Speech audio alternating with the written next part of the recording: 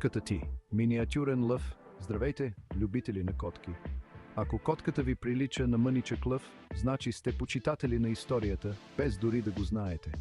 Котките съществуват от страшно дълго време, цели 9000 години. За първи път са били опитомени в Близкия изток, а знаете ли какво? Древните египтяни са ги почитали като богове. Говорете си за кралско отношение. Сега да превъртим напред към средновековието. Котките са били пренесени в Европа, за да помогнат с един малък проблем с вредители. Познайте какви плъхове. И са се справили толкова добре, че са станали домашни супергерои. Забелязали ли сте как понякога котката ви носи подаръци? Това е техният начин да покажат любов и да ви научат да ловувате. Благодаря, но не, нали? Така че следващия път, когато котката ви погледне величествено, помнете, че те не са просто очарователни топчета козина. Те са